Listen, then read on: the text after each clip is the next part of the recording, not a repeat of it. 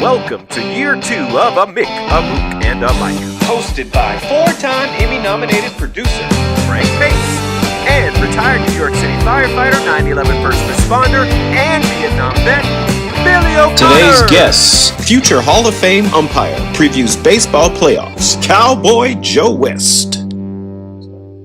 My brother. My brother Frank. How the hell are you? I was just reminiscing there with Derek. He was talking in Spanish. I figured I'd throw out how to count 10 in Gaelic. Oh, that was Gaelic, huh? Gaelic and then Thai. Very well versed. Hey, I want to ask you a question. Did you ever wake up in the morning and have a song in your head that you can't imagine how it got there? Yes, that's happened to me. Well, I woke up this morning, or yesterday morning, with a song in my head. And Derek, can you play it for Billy? Oh, Lou Monte. Wow. Signori e signori, io mi chiamo Peppino Giudicello. And what a moving yarn. Peppino, oh, you little mouse, so won't you go away? Find yourself another house to run around and play. You scare my girl, you eat my cheese, you even drink my wine. I tried to... What a song you are not going to get away with that nowadays. Yep. Oh, Jesus Christ. I remember that song. I was maybe 8, 9 years old in a bowling alley. And yeah. That was on all the time. All the time. Oh, Billy boy. hasn't been that red in a while. I don't remember that line. I don't remember. I didn't remember that line either. I was. We'll be cutting that out. Pepino, oh, you little mouse, why don't you come? Why don't you find yourself there? You eat my cheese, you drink my wine, you even mess with my wife or something. But I didn't recognize the Moulignon line. That's eggplant, is that right? Yeah, that's. It means like I know the connotations, but it's Italian for eggplant. Yeah, that's Italian for eggplant. Exactly. Keep telling yourself that. Does Derek know what Moulignon is? Of course, yeah. That's what the Italians call the blacks. Yes, that's exactly what the Italians, amongst other things. Yeah, the German Schwarzers. Yep. Yeah, well, we're going to cut all that out. That's a great skit, by the way, on Saturday Night Live when you got Chevy Chase and Richard Pryor. Yeah. And they're facing each other, and he keeps calling them, Ebony and Ivory? No, that wasn't it. No. That was Paul McCartney and Stevie Wonder, Ebony and Ivory. Yeah, but was it Chevy Chase and Richard Pryor? Pryor says, he's a psychiatrist, and he throws him a word. What would you say if I said, he says, honky? Then he goes, honky. Yeah, Moulignon. But then he goes back honky. And forth, spear chuck, and he goes, and if I called you the M-word, he goes, dead honky. Yes. What would you say if I said the M-word, dead honky? Yeah, it's funny. That's a funny bit on Saturday Night. But Lou Monte, why in the world would that pop into your head? I don't know. But what is this, Derek? This is the picture that was in Epstein's house. Of Clinton in a dress? Yeah. Are you kidding me? No. This is the things that you guys don't see. This was on. Is that the presidential rug on the floor? Yep. And Clinton in a blue. And this was on Epstein's wall. This was on his wall in his New York apartment. I can't remember the size. It's like 10 or 15 feet. I wonder why Clinton didn't wear matching shoes. I thought he was more stylish. It's sort of like that picture, J. Edgar Hoover. Yeah. In the dress. Yeah. So this is like in his. When you walk into his apartment, there's a waiting room, and this picture is in the waiting room in his apartment. That's amazing. Well, he didn't pose for it. I don't think he posed. No, of course not. No, but I'm saying it's not something. If I walked into your house and saw that picture, I'd say, what's the story with Frank here? Well, what's his story? You haven't been in every room. You know what? It's funny you were talking about that Lou Monte song. I had a moment like that just about a week ago. You know what song popped into my head? I couldn't get rid of it. Hello, mother. Hello, father. Alan Sherman. Here I am at Camp Granada. Yeah, and Camp that is was very entertaining. And they say we'll have some fun if it stops raining. Yeah. You want to do the next line there? No. That was a big hit. Yeah, I remember another big hit from that with the Vaughn Meter. Around that, my daddy is president. He lives in a big white house on Pennsylvania Avenue. Remember that? Derek, why do you keep flipping over? Don't Go ahead. He Do wants to your thing, get back to baby. Clinton. He wants to get Oh. into Clinton. Do your thing, baby. Trying to get into Clinton's dress or Clinton's pants. What are you up to? I'm good. It's just we have somebody that's extremely controlling in the room. Yeah. And, Billy, would you cut it out? I'm going to try and tone it down a bit. But you know what? I mean, that's amazing to me, that picture that would be in Epstein's house. But, I mean, he was a power broker. I mean, tell the truth. Are you skeptical I'm skeptical of what? that picture existed and was in his home? No. No, if you No, if you told me, Derek, you would. Because wouldn't- it's so wouldn't offbeat. be a I truth. wouldn't think it couldn't be a lie because it's too ridiculous to be a lie. Right. But Well, J. Edgar Hoover in a dress, that's another story. that is. Well, Hoover, yeah. That's in the days when they had the confirmed old bachelors. Yeah. You know, that was the He's a confirmed bachelor. he's a confirmed old bachelor. Like Lindsey Graham, our friend Lindsey Yeah, Graham. he's is a confirmed bachelor. old bachelor. As opposed to Ted Cruz, who's a confirmed asshole. The best line ever about Ted Cruz with McConnell. He said, you could shoot that son of a bitch on the congressional floor. Not one person would have seen it. Not one person say, I saw it, witness it, because he's that much of an asshole. He is that much of an asshole. So we're very happy today that we've got Joe West on, and he's going to preview the baseball playoffs. And this will be the start of a semi-regular feature that we have on a Mick, a Mook, and a Mike called Out West. Way out west. Way out Way west. out west. How about that? Whatever. How you doing, Joe? I'm doing great. It's good to see you guys. Way out west. If anybody ever seen more ball games than Joe West, I doubt it. So Oh yeah, Vince Scully saw more than I did. I think Connie Mack may have seen it. Yeah. A couple more than you did. Yeah. How you doing? Yeah. You following the baseball playoffs? Or baseball at all? Well, right now it's gearing up to where it looks like they have just about everything in order. There's a couple of borderline teams that are trying to get in it, but there was an article in the St. Louis paper the other day by the Hall of Fame writer Rick Hummel. He said we changed the playoff format so that more teams could get involved, and 15 of the 30 teams have a record below 500. And 13 of them have no chance whatsoever of making the playoffs.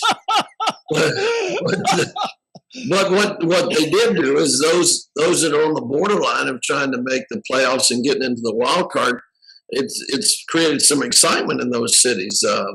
I was surprised to see Minnesota tank because I thought they had a good shot of being in there, and then the White Sox didn't perform as well as they should. Of course, they had a lot of injuries. But that division there really surprised me that neither one of them really took off and ran. But for the most part, the teams that everybody expected to be where they are, except for maybe the Padres. You know, San Diego should have shown up a little better than they did. Well, maybe if Tatis had stayed out of the juice. Well, yeah, that's another thing. But you got to look at that as like it's an injury. You can't look at it any other way because that's what it is. He let his teammates down there. But there again, you know, a team like the Atlanta Braves, who has great pitching, is struggling to stay up with the Mets, who have played way above their heads this year and played really well. And you might have to give a lot of credit to Buck Showalter for that because he's put together a pretty good team there in the East.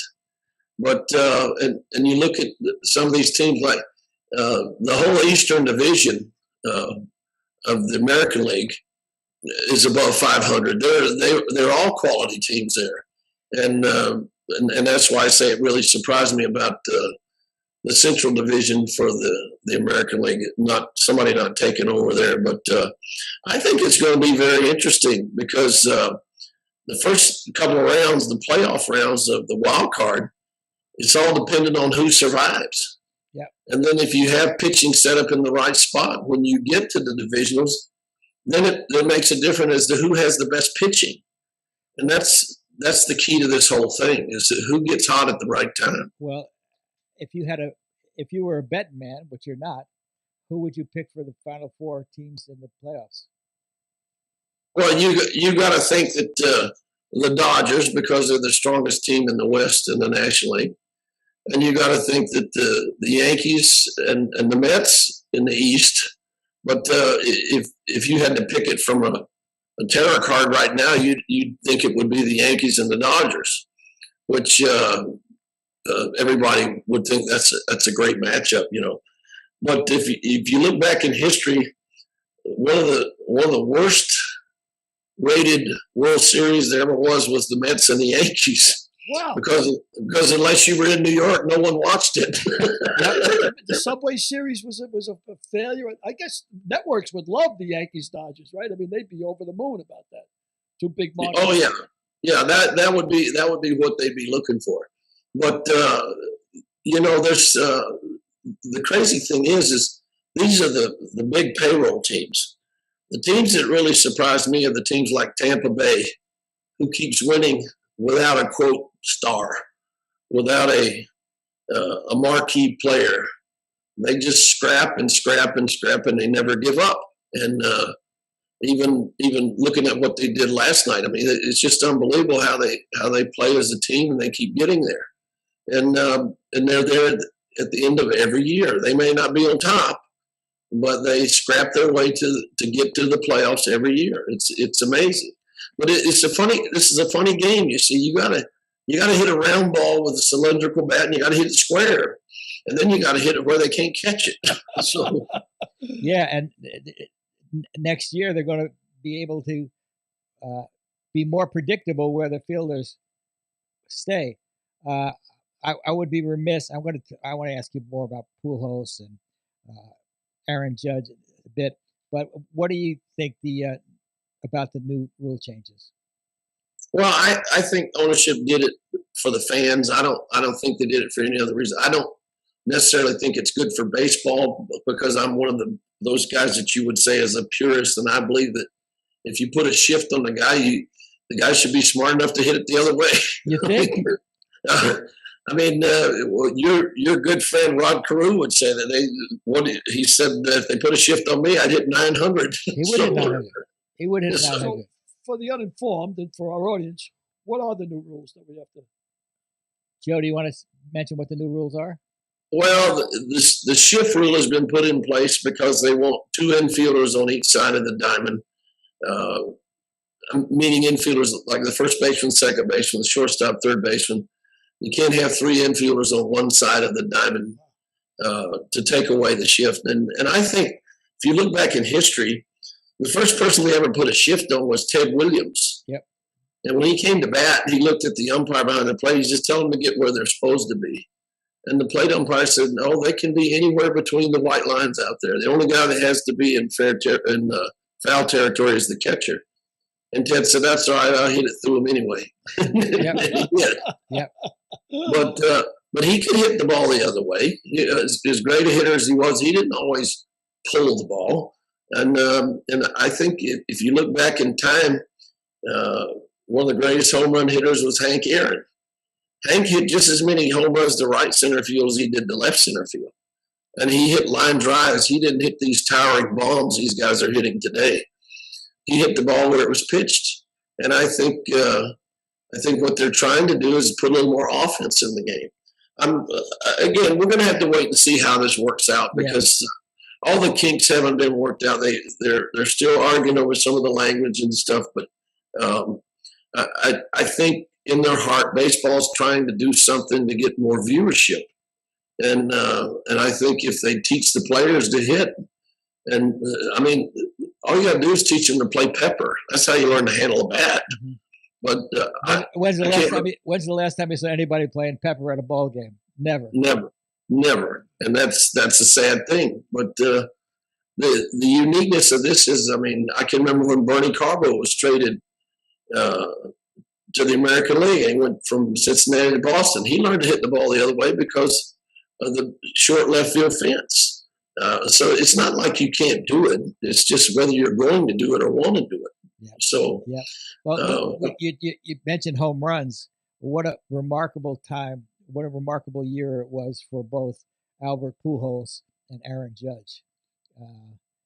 What, as an umpire, what's your take on those players? You know them both personally. yeah. Give us some insight on both of them. Well, the first time I ever had a game with Aaron Judge, he rounded second base, and I had to be looking at the infield because I was on the infield side of second base. And I could hear every footstep he took because his feet are so big and he's so big. So I called him Thumper when he went back to second base. And I called him Thumper until I retired. And he would laugh every time he'd see me. He'd say, "Yeah, Thumper, I know." So, but he's a huge man, and he can knock the ball out anywhere like Aaron did. He hits the ball to right field. He'll hit just as many home runs to right field if you pitch him away. But the guy, Albert Pujols, now that's a completely different story. I mean, he has rejuvenated himself and he's just so excited to be playing at his age that he's really turned it on. And it's great to see him to do what he's done. Because he's been an icon for years. And I know he had a tiff with the Cardinals the first time he left to go to the Angels, but I think he's happy to have come back. And for him to get 700 home runs, that's awesome because he's a good guy, and you like to see it when the good guys win. You know, it's not to say that you have any favorites, but it's good to see a good guy be successful. So I think it's marvelous for baseball that he's doing it, and he's doing it in St. Louis. And I think it's good that Aaron Judge has a shot at the record, and he's in New York. So his record will be an American League record because the other home run guys were in the National League. So I think that's a good thing. And I saw the other day where the Maris family was at his game. Yep. Yeah. So. Yep. I'm going to ask you a question I asked Rod. Do you think had Albert stayed in St. Louis, he would have broken Bonds' all-time home run record, or do you think he would have been retired 2 or 3 years by now? Well, I don't know how to answer that because, you know, a change of scenery sometimes makes you perk up. That's correct. And so it may have helped his career. I know that when he went to the Angels, that he helped Mike Trout develop into a great ball player because of his work ethic. Mm-hmm. And in fact, I know this for a fact, too. The third base coach for the Dodgers now used to throw him batting practice when he was the third base coach for the Angels. And before he left, he bought the third base coach a car. Wow. Yep. Just bought him a car because he'd throw extra batting practice. And there's another thing. You know, you look back on the great hitters of all time. They worked at it. I mean, Pujols worked at it. Tony Gwynn worked at it. They said nobody worked harder than Tony Gwynn. He was there, the first one there and the last one to leave. So you look back on these guys and you say, well, was their success just luck or was their success just skill? No, it was a lot of everything. And most of it was hard work and paying attention to your job. So you got to applaud somebody that hit 700 home runs. That's just unbelievable. It is unbelievable because think of how many teams have players that almost the entire team didn't hit 700 home runs. It's nice to hear he's a really good guy, too. It's really nice to hear that. Like you said, it's always good to hear good people succeed. Judge seems like an unassuming kid, too. Like you call him Thumper. He's like he seems like an affable guy. I mean, he's dealing with might be winning the Triple Crown. He might win the Triple Crown this year. He's close to it, right? Yeah, he is close to it. But that's a whole nother apple. That's huge to win the Triple Crown. And everything just has to fall in place for him. I'm surprised as it gets closer to the end that they're pitching to him as much as they are. You know, why would you let Aaron Judge beat you? Well, that's why the Yankees are hitting him first, and they continue to hit him first in the playoffs. They just want him to get an extra at bat, and they want to get him up to the plate where they don't want to start the game with a walk.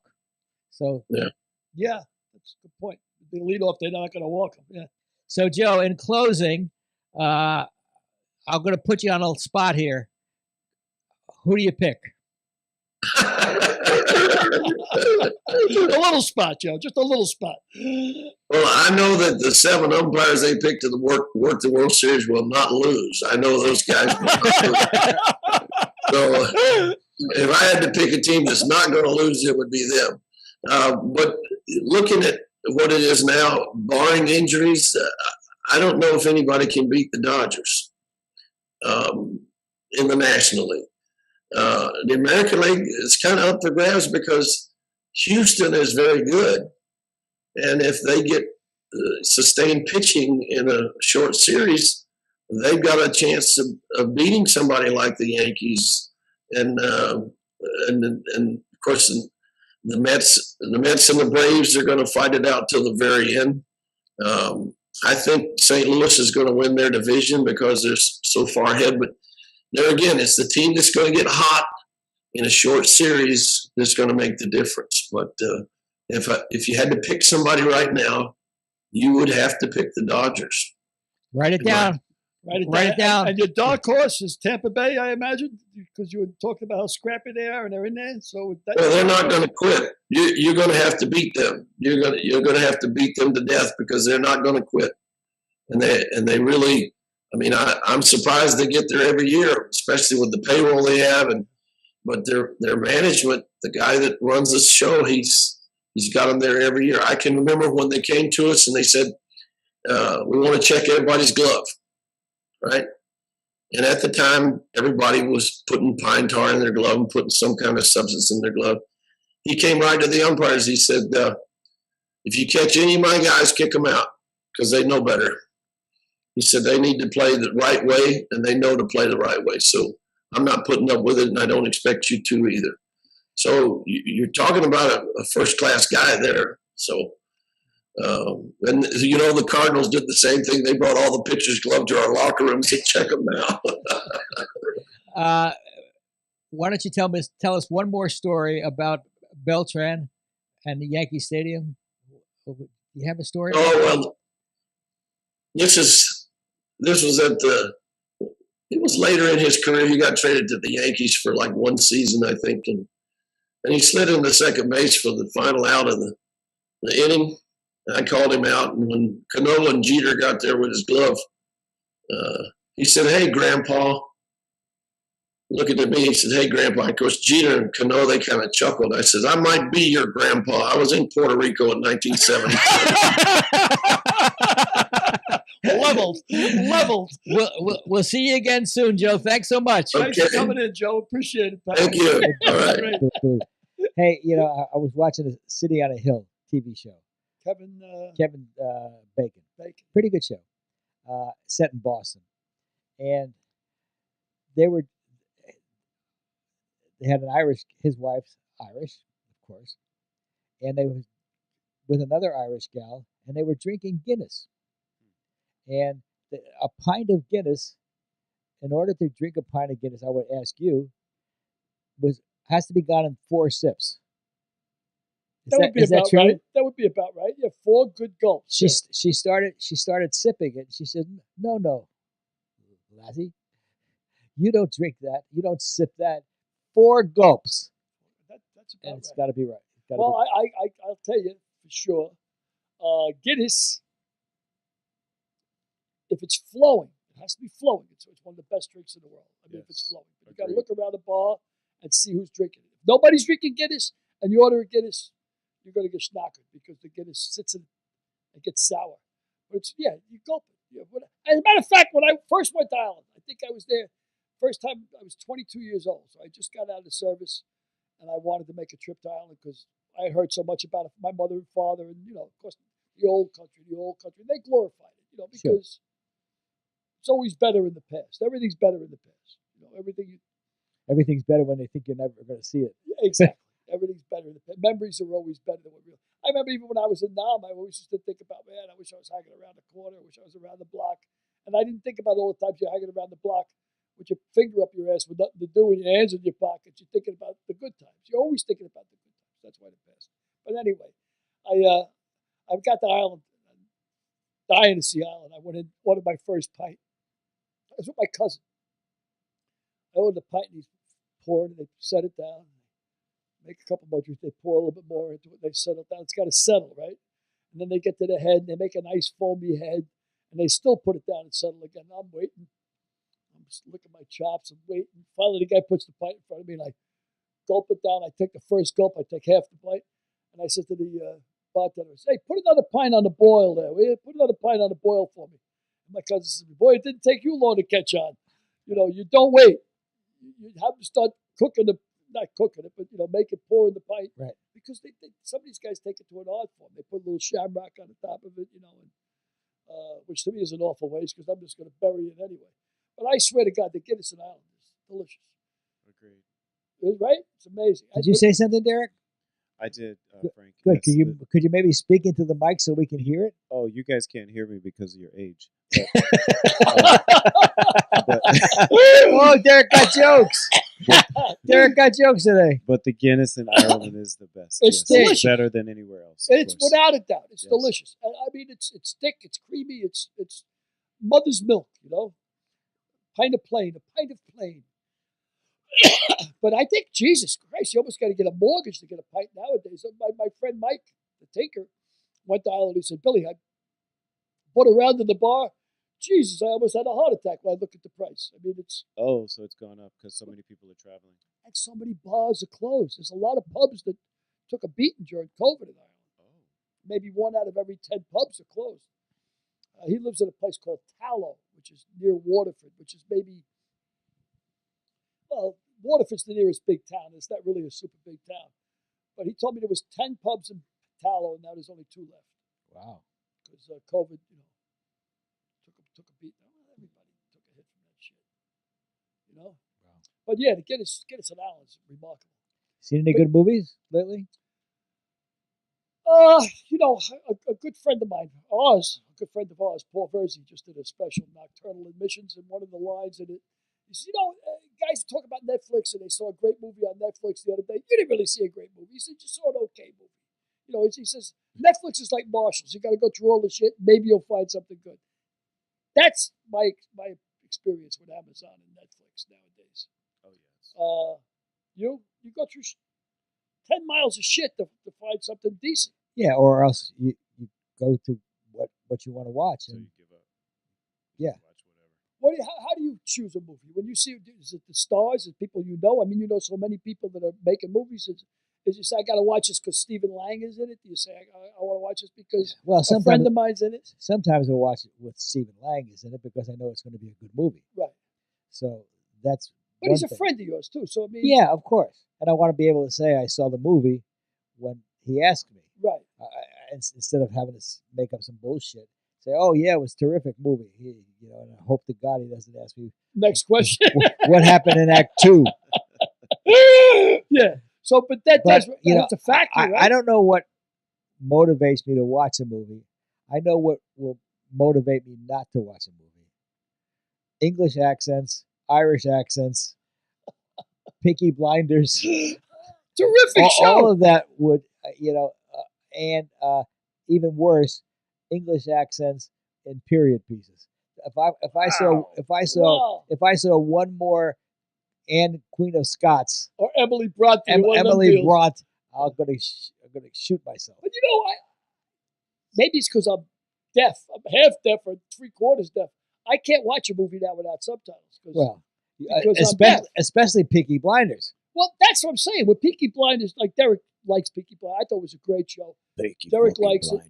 But you watch it with subtitles, right? Yeah, but there was an article like a month ago that says that new generation is fascinated with subtitles. So it's not just you. Everybody's watching movies with subtitles on. So well, I do it because I can't hear. But again, like Frank said, if you're talking about an English accent or an Irish accent, geez, I'm from Ireland, and we had a captain in the firehouse that had a really thick brogue. Nobody knew what the fuck he was saying. Huh? Huh? We got to get Connor Marks in here to interpret us. Nobody knew what the fuck he was saying. So yeah, I think you got to use subtitles. I mean, I know what things I really want to use subtitles for. There was the musical Hamilton.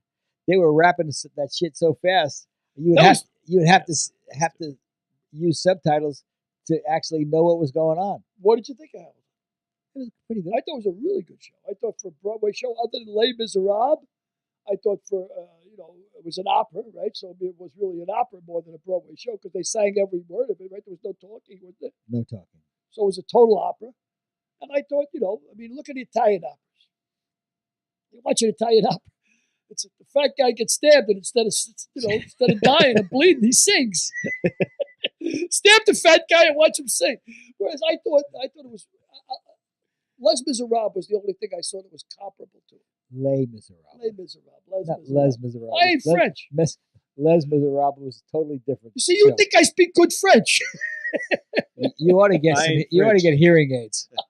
I am kidding. I got them. You got them, or you don't have them today. I don't know how to use them yet. You stick them in your ears. Is that the opening of your ears? The ears, yeah. My wife is charging them up for me. That's another thing. It's nowadays, this generation, everybody, as soon as you say, my wife says, you should get a hearing aid, it's getting really bad. And as soon as that, all these ads started popping up on my computer. That's right? pretty funny, huh? Yeah, what a shock, right? But I mean, you don't know where to go. Some are $5,000, some are like $600. It's sort of like buying a good bottle. You go to a restaurant and you order a bottle of wine. 85% of the people that order wine in restaurants, they look at the most expensive wine, they look at the cheapest wine, then they order something in the middle. You know what my friends are starting to do? Pay the corkage fee and they're bringing their own wine. Because the corkage fee, probably around $30. And, they can drink the wine they want to drink for $30 instead of paying $85, $95, $100 for a bottle of wine. I wonder what the caucus fee in Denny's is. If I go in there for a bid for the Grand Slam, how much I got to pay for the caucus fee? Yeah, well, if I find you walking into Denny's and even asking for any alcoholic beverage, I'll kick your ass around the block. Oh, what a tough guy here. What kind of wine do you recommend with the Grand Slam exactly, Frank? A WHINE wine. So I was watching Netflix the other night, so I finally had enough time, like 3 hours and 20 minutes, to invest in Wolf of Wall Street. Did you see it? Oh, yeah, years ago. Great film, though. That's Oliver Stone, right? No, Marty Scorsese. Scorsese, excuse me. Right, okay. Scorsese. Same thing. Extravagant, overindulgent director, but still a pretty good movie. I thought it was real good. Yeah, I thought it was really good. And Leo was good in it. His wife was not bad either. Yeah, she wasn't hard to look at, that's for sure. But the Quaaludes scenes were the funniest scenes. Yeah, why don't you do a breakdown of the? Tell us about this. Tell us about the Quaaludes scenes. Quaaludes, cocaine. What's all that stuff like? What happens when you take Quaaludes? You know what we used to call them actually way back when they were outlawed now for I don't know how many years. Quaaludes. You could get they were 714s was what we used to call them. It was a white, looking a big aspirin with 714 on it. I think wasn't that in the movie? Yeah, they said they couldn't get the real 714s, and that's true because later on they counterfeited them. They were so popular back in my day, back when I was like 18, 19. So that's 67, 68.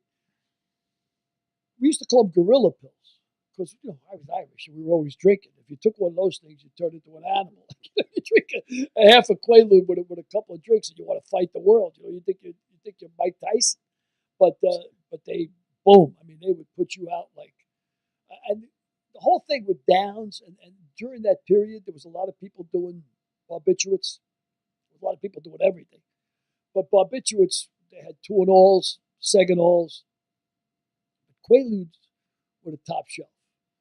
They would and when you take them, the idea is you got to fight. They want to put you to sleep. They're barbiturates. You got to fight that feeling to get the high. And the longer you could stay awake, obviously the higher you get, But I mean, we were drinking cough medicine. Was it Robitussin AC was the big cough medicine then. And it was loaded with codeine. So you could drink a whole bottle of Robitussin AC and take a Quaalude. And it was almost like, I never did heroin, but from what I understand, it was like a heroin high. It was almost like, you'd see guys.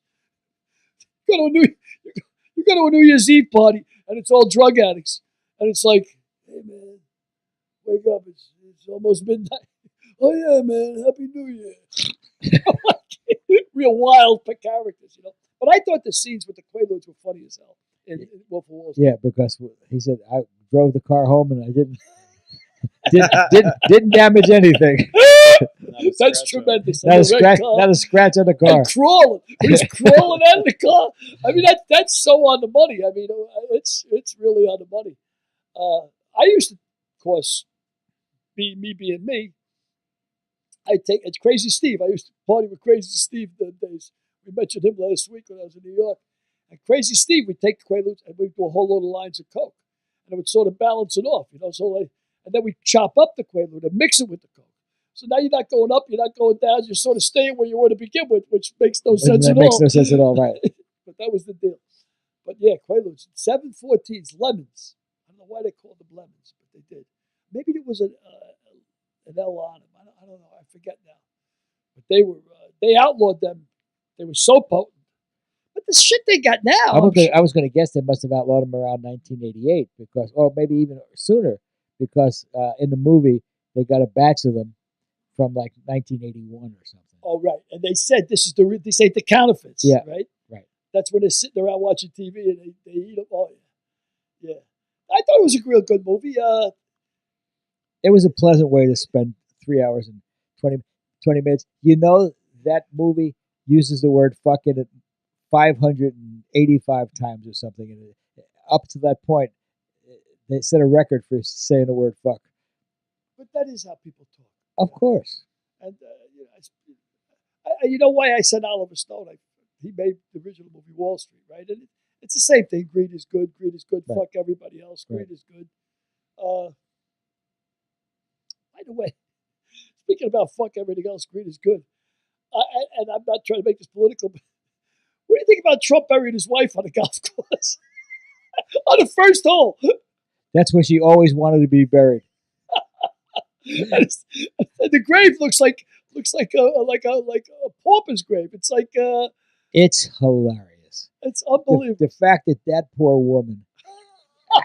Did you ever think you'd be talking about her? She couldn't escape his grasp, even in death. He had to bury her on his own property at his own golf course. First hole. And it looks like a dead is grave. It's like there's not even a flower there. It's just I mean, you gotta give him credit, man. You gotta take your hat off to him. I mean, he don't give a fuck. He don't give a fuck. He finally had control of her in the ground. Wow. What else you want to talk about, Derek? You were giving us some topics today. Well, I wanted to know if you guys knew about Kim Kardashian and Pete Davidson. Heartbroken. I'm absolutely heartbroken. I thought that would last years. Over the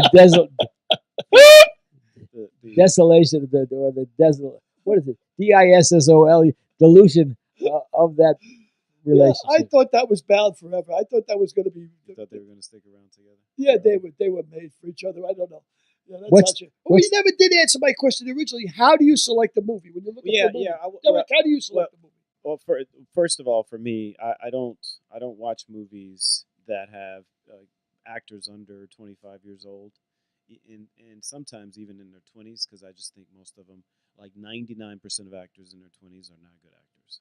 Like they may be pretty, well, that's wrong, but okay. I don't think so. I don't think it's. You know, some people could deem that as being prejudiced. I know what you're. Not Derek. Derek's never had a prejudice thought in his life. You think that's prejudice? Well, yeah. I mean, there's got to be. I mean, child actors in general. I mean, if you go back to Jackie Cooper, for Christ's sake, or Jackie Coogan. I mean, you need children in some movies, and somebody's got to play them, and you're not going to get an 80-year-old man to play a 12-year-old kid, right? So some of them got to be Paper Moon. Paper Moon. She almost won an Academy Award for that. She was terrific in that. Yeah, much better than he was. Who is she? That's Tatum O'Neal. Tatum O'Neal. Yeah, she was much better than the father. The father. Yeah, she was much better than the father. You don't like you like the father in that? The mother has to eat the father. Listen, Frank, when you got horses, every horse got to eat his father. If he doesn't eat his father, he can't be a mother. I got a question, though, about something Frank said a few minutes ago. So, overindulgent directors. You really think that Oliver Stone and Scorsese? Oh, for sure. Did you see Howard Hughes? That's the most overindulgent use of extras and party scenes. That's just because you're Marty Scorsese. you can do that. That was not necessary to be in a movie at all. As Billy would say, explain to the layman what you mean by this. So you're saying overindulgent in the use of expansive scenes, like things that you don't think necessarily should be in the movie. That do not drive the story forward. The story's got to be moving forward in every scene.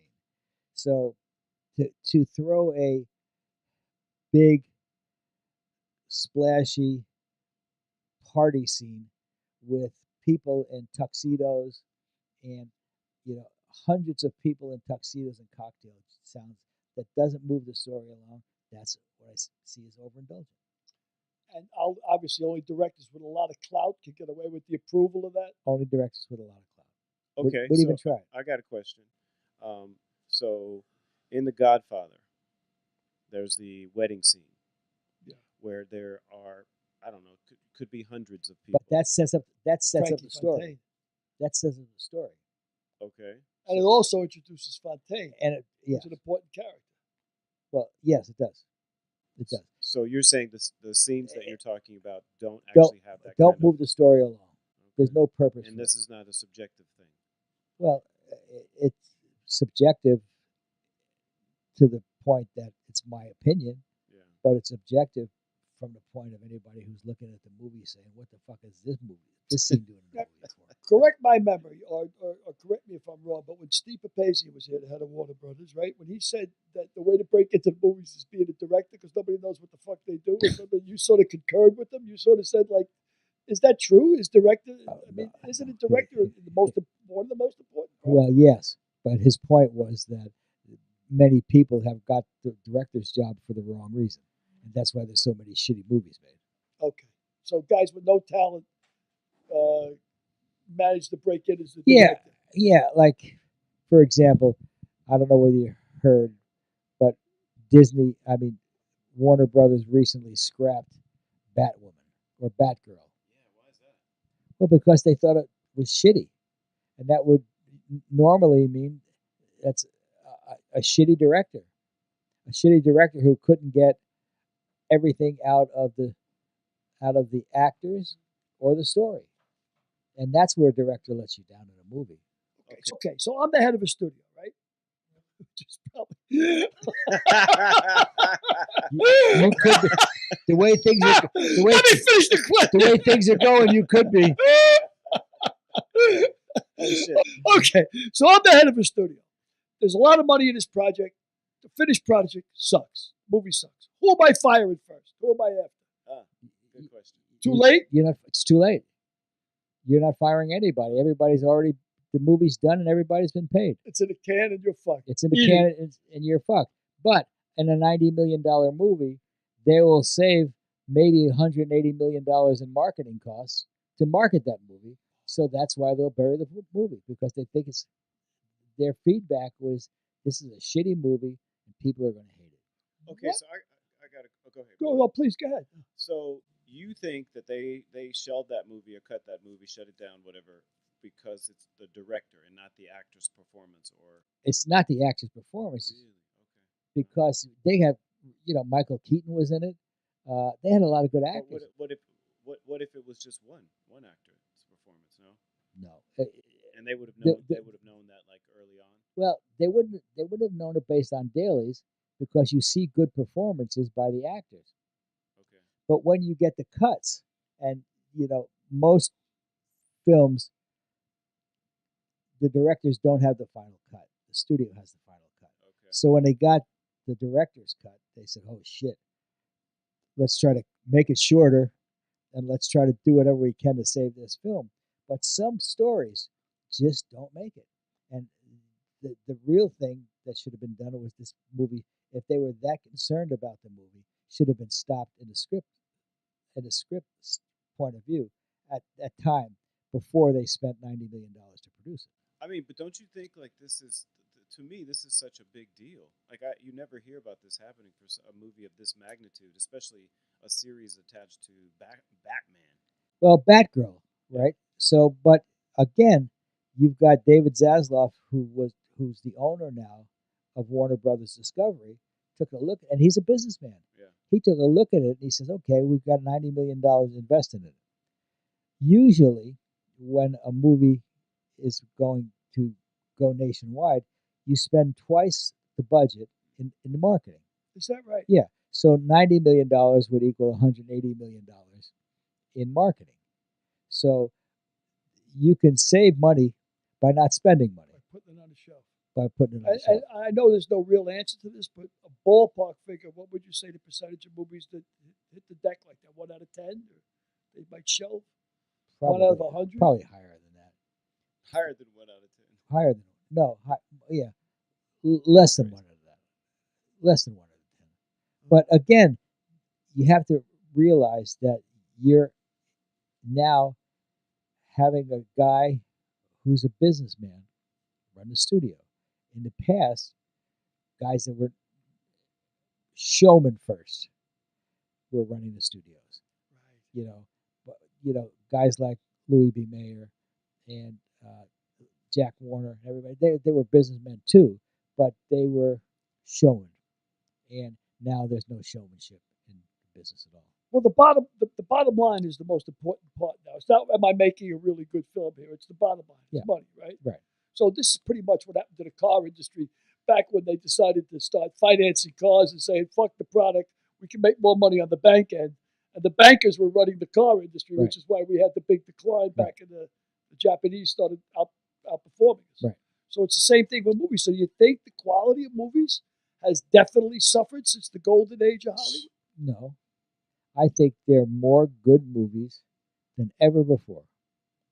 More hit them out of the park movies than ever before. Because there are more shows than ever before. There's more money than ever before. There's more competition than ever before. I believe the proportion of good movies to movies made is lower. They might, if in the old days, maybe 50% of the movies were good. Now maybe 10% of the movies are good. But now they're making 500 movies a year as opposed to 100 movies a year. Right. So now, when we were kids, Derek, way back when, yesteryear, when you went to the movies, you saw a main feature, you saw a B feature. Right. You had a short, like a newsreel. Laurel and Hardy. Shorts, and usually a few cartoons. Right. That was a definitely Saturday afternoon matinee. So Netflix, Amazon, the amount of product they got to put out. Most of these I would classify as what we used to classify as a B movie. Like they'd make a movie and they'd say, well, this is not going to be a main feature. This is going to be... No, I don't think so. I think that they're spending millions and millions of dollars on Netflix movies, Amazon movies. So I think he's talking about the quality. Yeah. I think the quality of those movies are terrific. I mean, you look at Game of Thrones. Game of Thrones was brilliant. Brilliant. Recently debuted on HBO Max, I think, was Sandman. Were brilliant. So there were great movies being made on Netflix, Amazon Plus, Hulu. Yeah, I think he's agreeing with that. I think what you're you saying don't see is a lot accurate. of Game of Thrones, though. I mean, Game of Thrones was an exception. I mean, that was an exception. No, it was an exception. Every network has got. You are probably aware of 20% of what's being made in television. Without a doubt. So you can't pass judgment on 80% of the stuff you don't even know. And it's not like the days when we were growing up when there were 3 networks and everything was running on the movies. You would see a movie, and then it would go to TV. Now it's got debuts, and I mean, did you ever see Shrill? No. Well, Shrill ran for 3 years on Hulu. With all due respect, sir. Yes, sir. All due respect. There's very few series that are comparable to Game of Thrones. Oh, I agree. Yeah. But I'll bet neither of you ever saw Vikings. I saw about 2 episodes of that. Brilliant. What did you think so? It was fucking brilliant. It was unbelievable. Yeah. for I'm gonna 6 go back years. and revisit that because it Yeah, didn't catch me. I'll have to too. What do because- you look for when you, Derek, when you go to see something and you're scrolling through Amazon, you're scrolling through Netflix? What stops you? Is it the storyline? Do you say that looks like an interesting storyline? We know anybody under 25. You say, well, the hell with them. Is it a movie star? Do you look for? What do you look for? Actually, I do look for storyline. I'm actually looking for a TV show to teach me something.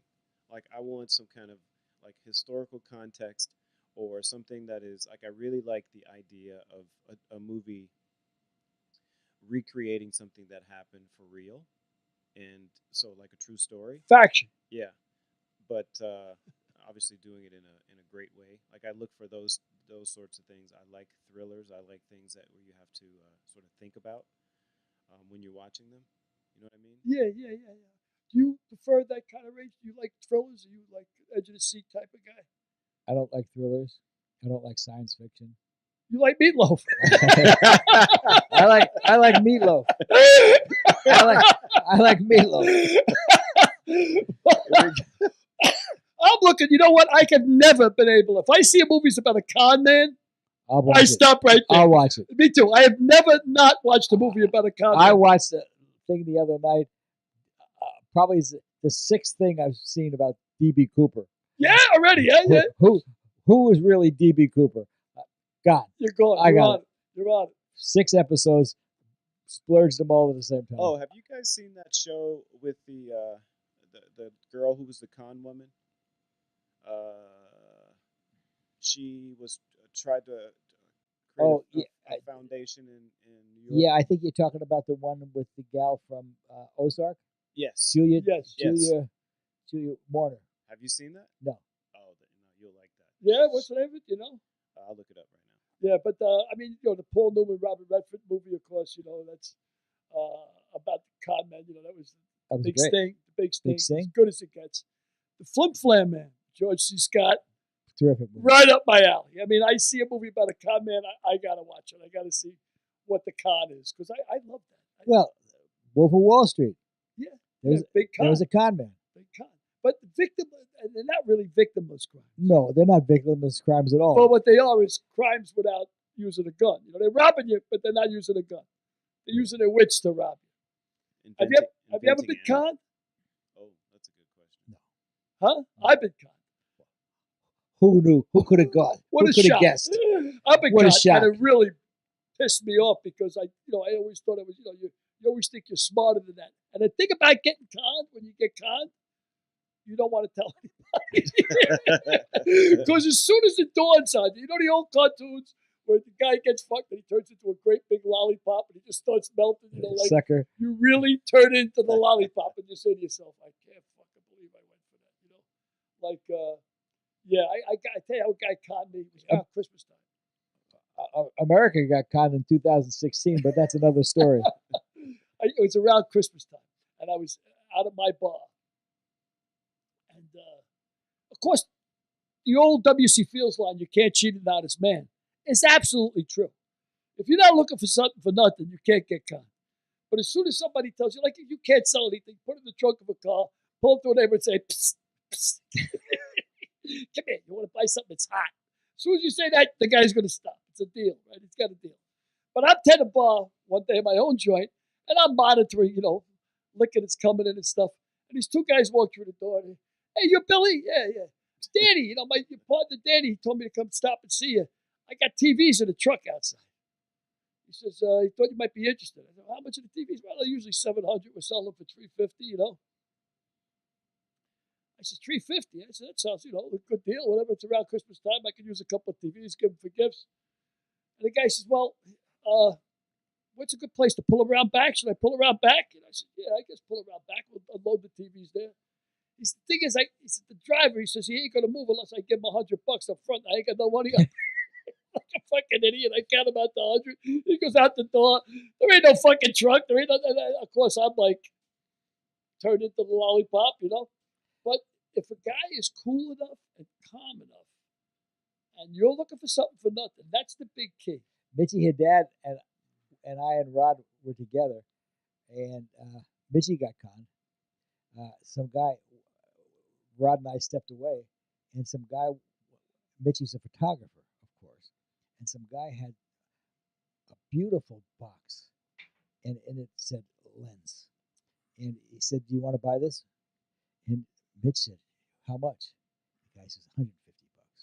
He said, "Holy shit, this is a $300 lens. I'm going to get it for $150." He said, "Where?" Takes the box, unwraps. The guy leaves, takes the box, unwraps, and there was a brick in the box. Oh, yeah, man. But I was working with Sears, delivering appliances, when I first got back from Nam. I was like 22, 23. For the Teamsters. And Hoffer just went to jail. So Fitzsimmons was the head of the unit. Anyway, I'm working with this guy, Patty Bondi, who's really street smart. This guy couldn't read a comic book. I mean, if you put a comic book in front of him, he wouldn't be able to get through the dialogue. Believe me. But street smart, buy and sell you. So Patty's on the outside of the truck. I'm in the middle, and this guy driving is Lenny, big fat Italian guy, Lenny Muccio. And this guy comes running up to the window, black guy, oddly enough. Why are you pointing at me? In Harlem. We were in Harlem. And so oddly enough, a black guy comes up to us, to the window, and says, "Hey," it was around Christmas time, "I got 3 bottles of Dewar's. You want 3 bottles of Dewar's?" So Patty says, Patty's on the outside. That's who he's approaching. Patty says, "What do you want for the Dewar's?" He goes, "Give me $10 a bottle." So Patty's like, "I'll give you $20 for all 3 bottles." The guy says, "Okay." He gives him $20. He gives him 3 bottles. And the truck pulls off. And about 3 minutes later, Patty turns around to Lenny. He goes, "You know what, Lenny? I got so much scotch at home." He goes, "I don't need this. You want to give me the $20 to take the 3 bottles?" He says, "Sure." So he gives him $20. He puts it in the back of the truck. So we stop to deliver a thing. And I said to Patty, "Patty, how come you sold the 3 bottles of Dewar's to Lenny?" I says, "You drink Dewar's." He goes, "Cause." He says, I see the guy who sold it started running as soon as he gave me the package. I saw him in the mirror, and I figured, I ain't going to catch him, so why should I get stuck on selling sticking to Lenny? But he didn't even think about it. He just smoothly pushed the $20 over Lenny, where I would have said, like, "Hey, that son of a bitch is running. Turn around, see if we can get him." Like, and, but not Patty, just smooth as silk, "Lenny, you want the 3 bottles? Of course, there were iced tea. It was full of iced tea. But yeah, I love con men. Movies about con men, I'm a definite for that. But I have a tendency to pick out a movie. The first thing I want to know is who's in it. And the reason I say that is not because I'm so enamored with the stars, but I like to think that some big star wouldn't waste his time making a shit movie. Yeah. And I'm wrong, because they do. Yeah, they do. I mean, like, again, we've talked about it before, but I had trouble getting past Tom Hanks as Colonel Tom Parker in Elvis. The performance was terrific. I really thought Tom Hanks' performance was terrific. His accent was terrific. But to see an obviously made up and heavyset Tom Hanks, I mean, I couldn't get over that as far as Colonel Tom Parker. I think the guy that played Elvis was terrific. Austin Butler, or whatever his name is. But yeah, I couldn't get past Tom Hanks. That guy has to be. I haven't seen the movie yet, and I'm going to. Matter of fact, I'm going to watch it tonight when I go home, I believe, because you guys have talked about it. I haven't seen it yet. But this guy, Austin Butler, he has to be terrific because there's got to be 1 million Elvis impersonators out there. Oh, and I saw because of that. Now I got to think about it. Who was it? I saw a movie called Elvis and Nixon. Can you look up that movie, Elvis and Nixon? Because the guy that played Elvis, I can't think of his name, but Derek's going to tell me it, was so miscast as Elvis. So, and the reason I was... Oh, that was in 2016. Yes, and I thought it was a 1998 movie that a friend of mine wrote. Michael Shannon. Do you know who Michael Shannon is? Can you put... Yeah. Michael Shannon was so... Oh, yeah, I did see that. It was so bad as Elvis that that's a good picture of him. Yeah, that's a good picture of Michael Shannon. Go down to the bottom picture. I mean, go. I've seen this guy in a lot of stuff. Yeah, well, he's a really good actor. Yeah, but does he look like Elvis? Not at all. And he had this long sideburns because I thought it was a movie. I thought it was a movie, Elvis and Nixon, with my friend Alan Rosen wrote. so that's what I thought I was watching. And speaking of Tom Hanks, Colin Hanks was in this movie. That's his son? Yeah, he's a good actor. Is he really? Yeah. Well, I tell you, this guy's a really good actor. But as Elvis, no way. No in a million years could I see this guy as Elvis. I mean, Elvis has got soft features, and this guy was wow. So when you watched Elvis with Tom Hanks, But I still watched it all the way through. I said, this is a fucking disaster. This movie is a disaster, but I still watched it all the way through because I kept waiting for it to get better, and it got worse. I don't know how many times I used to say this, that to me the bad movie has never been made because I go in and if it's a real stinker, I'll sit through the bloody thing anyway. But so many times I should have bailed, especially with this. Are you going to play the preview? No. Oh. I was trying to pull the picture, but it went to because I mean I've only walked out of one movie, and I can't remember the name of it, but it was a movie that a friend of mine wrote. I can't remember his name either. Yeah, look at. Oh yeah. Look at him, and that's a kind picture. He doesn't look anything like him. Look at that. That's unbelievable. No, nothing at all like him. But how was his performance? Maybe he was. It was so bad. It's got to be tough. Tougher to play people that have recently died or people that are, glued to our memory. Like, I've seen so many people do Churchill, for example. We were talking about Churchill before. I've seen 20 actors do Churchill. Very, very few can really. You're all full up. Huh? You're all full up on people playing Churchill. You've had it. I'm done. Oh yeah, I'm done with him. I'm done. I'm having to interpret. I'm happy to interpret for Derek now. Done, Frank. D-U-N. Done. Wait, you guys don't know the phrase "I'm all full up"? Come on. I know it. That's what I'm saying. I'm interpreting it for Billy. I'm not that hip. I don't have a lot of black people in my life. I kind of depend on you. You and so many of America. I do have the show that I was talking about before regarding the artist that was a woman. Yeah. The name of the show is Inventing Anna. Inventing Anna. Oh, now that's another one I got to put on my hit parade. Yeah. Put it on your hit parade. Because you liked it? Yeah, it's good. Are you fond of movies about con men normally? Yeah, I am. Like the when DiCaprio played the con man. Remember that? Catch Me If You Can. Yeah, that was a good movie. That's pretty Well, good. I think if you look back at it, Mission Impossible is pretty much the old show. I mean, they used to be on television. It was pretty much about a con. They'd always con somebody into buying whatever the hell they were doing. Yeah. Well, we talked about that with our guest 2 weeks ago, Phil Morris. His dad was Greg Morris. Greg Morris was huge in Mission Impossible. Right. And but Ozark with Anna, what's her name? Anna Paquin. Who was the star of? he got. Oh no, her name is Julia. Yeah, Julia Warner. Julia Garner. Julia Garner. That was kind of a con man movie. Is she the younger girl in that? She's the one who's She's the blonde. Yeah, the blonde. Yeah. And wait, are we talking about which movie did you say? We're talking. Ozark. We're talking about Ozark. Ozark. Yeah, Julia Garner. Yeah. So Ozark was kind of a con movie. They were washing money for. Yeah, they're washing money for the cartels. Yeah. A good show. Yeah. That guy, Jason Bateman, he was doing everything for a while, right? I mean, he was blowing it up, man. He is still blowing it up. I gave him his first directing job. Is that right? Yep, on For Your Love. Starring James LeJure and Holly Robinson Pete. Nice. You gave him his first directing job. He's got a real smooth delivery as an actor. Like he's very polished. Yeah, really good. Yeah. Really good. He's a good kid too. Yeah. He's a really good kid. Well, I don't know if you call him a kid anymore, Frankie. Well, he was. So much owns the studio now. he was when he was 25. Well, doesn't a kid that worked for you, who's the head of Paramount right now, who worked for you and head of the class, right? Brian Robbins. And what was he? 15, 16, 25, played a 15-year-old kid? He was 23 or 4. Well, when it started, 23 or 24, playing 18. When he graduated, he was 28, playing 18. So now he's the head of Paramount. I wonder if he'd be interested in that book that we wrote. There's a guy. There's a guy. If you only knew somebody, Frank. If you only knew somebody. There's a guy who could make it happen. There's a guy. Head of Paramount. Amazing. When we talked to Steve Papazian, how he became head of the studio from a guy who was just a page. Hey, you said you watched Bill Maher, right? Yeah. Did you hear what he said about the troops?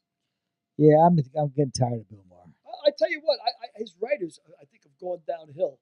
But his show last week was pretty good because they had Matt Taibbi on. And I like Matt Taibbi. That dude is, he's legit. Matt Taibbi's very insightful. Oh, Billy, look at you. But the girl that was on. You're stepping across the aisle. The girl that was with him. I didn't see it, but I know Oh, Matt mother Taibbi of the is. Lord, where they got her from, I don't know where they dragged her out. Mother, she wouldn't shut up. She was unbelievable. Even Margot said, she, like they asked a question that Taibbi obviously should answer as an expert in journalism, and Taibbi was about to answer. She goes, "Well, I'm not the expert on journalism here." And Maher says, "But you're going to answer the question anyway." Like he just sort of let her know, like she just wouldn't shut up. Well, he pisses me off sometimes because he gets a guy like Chris Cuomo on, and he throws him all softball questions. And there's no reason to call Chris Cuomo. But softball. normally, I got to say, I think he's a better interviewer than he is a stand-up comic. Oh, Like yeah. I've seen him do some interviews, some heavy-duty interviews that I thought he was. He had people from across the aisle, some right wingers on there, and he. But the rule is, I think the rule is that if you ask those hard questions, the people won't come on the show.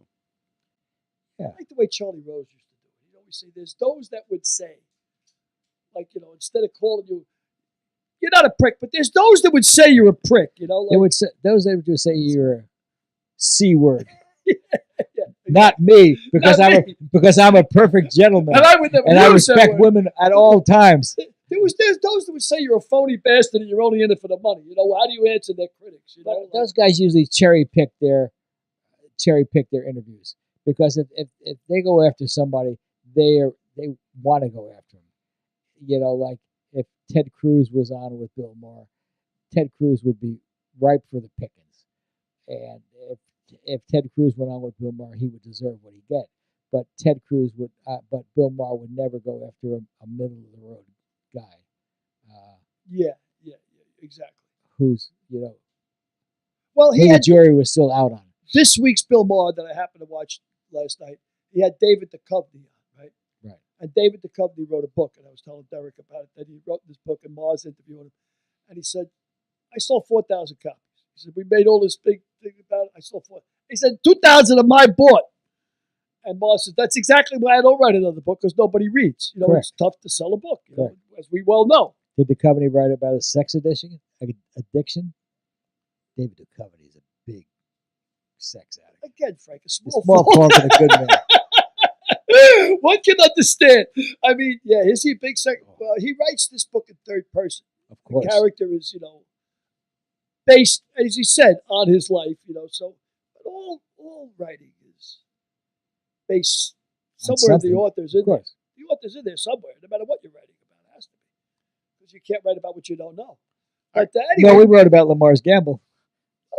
We did our research. We did our research on it. We got verification. Yeah, we got verification, from Upton. But we didn't really know about it when we started out. We had a general knowledge about what went on, and then we learned about it. Whereas Combustible, you were writing from a first-hand point of view, right. And with lips. These lips can talk. Available on Amazon.com. Was writing based on my experiences. Right, and Combustible was loosely based on mine, as was Confessions, loosely based on mine. But my experiences as a bookie led me to believe that the NFL wasn't on the level, So then I found out that other people have written books about it as well. You know what? Somebody asked me a question last night. One of the co-stars of Night Court. She said, "How did he become a bookie?" And I sort of made up an answer. I said he was spending so much money. He was losing so much money as a gambler. Yeah, that's true. Is that true? Absolutely true. And I took the two guys that I knew that were as bad as I was, my friends, Blinky and Crazy Steve.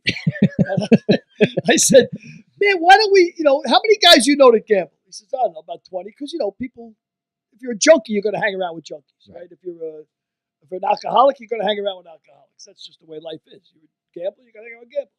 So I said, "How many guys you know?" He's about 20. "How many you know?" "About 20. I said, "I know about 20. I said, that's 60 players. Why don't we take the action ourselves? We'll get the better of it. We'll still be gambling. And you'll spread the word. And that's what we did. And we started out with 60.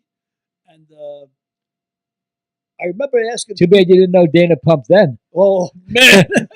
Yeah. Oh, boy. But I started out with 60. And I remember saying to my two partners, I said, how many winners do you think we'll have at the end of the year? Of the 60. And Steve said, I don't know, maybe 10. And I said, Blakey said, maybe 8. And I said, I think we'll probably have about 12, 14. At the end of the year, no winners. Next year, we had 150 players. At the end of the year, no winners. Next year, we had 300 players. At the end of the year, no winners. And then I just started realizing this is like robbing without a gun. I mean, it's just impossible. But that's exactly how we started. But then I went to this guy, Julius. His real name was Jimmy Thompson. And Julius was a big-time bookmaker in Staten Island that blew it all.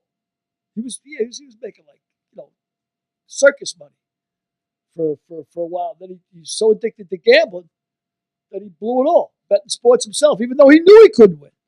But he needed that much action. Mm-hmm. And, Top Jimmy told us how you got to get ready. If you got two partners, you want to write everything in triplicate. You got to have trips on every ticket you write, do the work in separate places. Because when you're bookmaking, if you make a mistake, and you will make mistakes adding, that's why you have to do it in triplicate. 3 different people doing it. When there's a discrepancy, you can check out who's right. If you make a mistake in the player's favor, he ain't going to say nothing. He's tired of paying you every week. If you're plus 200 for the week, yeah, okay. Even though he might be minus 600 for the week, I mean, he ain't going to say nothing. But if you make a mistake in your favor with the player, obviously he's going to say, no, I don't owe you 200. I owe you $80. So you got to make sure your work is absolutely perfect. How did you control the money between? I mean, what was the bigger sport? Baseball, basketball, not even close. Football. Football is bigger than all the other ones put together. Everybody bets football. I mean, you could take baseball, hockey, soccer, put them all together. College basketball, nothing even comes close to football. And why do you think that is? It's the kind of game. It's perfect for gambling. I think it's just that with the spread and everything, you're not really out of it until the end of the game. Usually, you don't get a lot of blowouts in the NFL. I mean, there's, with the spread anyway. You could be sometimes. I mean, a team like Tampa could play the Jets and be given 21 points. Mm-hmm. And they might win 31-0. But if you're getting 21 points, you're not really out of it. You say they might put a Hail Mary in there, you might score. When I was in college, we had a guy by the name of Artie Seltzer, and he was taking book. And he was doing pretty good for a couple of weeks. Then the third week, the AP and the UPI went on strike. So there were no lines. So Artie made his own lines. Got cocky. He got cocky. He made his own lines. So he took a shellacking the first week of the strike. Took a shellacking the second week of the strike. By the third week of the strike, he was in the toilet. He was out of money. So he was a big fat guy with a beard. He robbed a bank in Arlington, in Jacksonville. Robbed a bank. Unbelievable. And we heard this police call, that the bank in Arlington had been robbed by a big, overweight guy with a beard. Well, and Artie showed up in the cafeteria at Jacksonville University with a bundle of cash, clean shaven. He thought that would be enough. He thought Clark Kent. that would be enough. And that night, did you bet with Artie Seltzer? Yes, sir. Here it is. And then Artie Seltzer was brought to jail and never heard from since. True story. Hand to God. Wait a second. I'm going to segue real quick to a totally different subject. Wait a second. Clark Kent. See, you didn't know that was Frank Pace. Totally different subject. Segue real quick because talking about jail. You see the rap that college basketball star got, right? No. I mean, the NBA star, the girl in Russia. Oh, yeah, Brittany Griner. 9 years? Yeah. 9 years, right? I mean, which is, imagine for having a vape, right? Everybody said, that's so outrageous. You ever been in Texas? Yeah. I mean, how many guys are still locked up in the can in Texas for selling an ounce of weed? Why are you looking this way, Billy? Because he knows they're not white guys. In proportion, disproportionately, most of them are black. Exactly right. And same thing in Florida. And they ain't letting them out either. It's not like they're saying, you know what? Okay, now it's no harm, no foul. They're not getting out. You guys should do a campaign. Well, I'm for letting anybody out from smoking pot. I mean, that's just No, ridiculous. you should do a campaign. You should do a campaign specifically for black people. You should start that. Yeah. Black people don't like me. Derek playing. Well. Oh, you're a beauty. But I will do a campaign for him. Maybe they start liking me.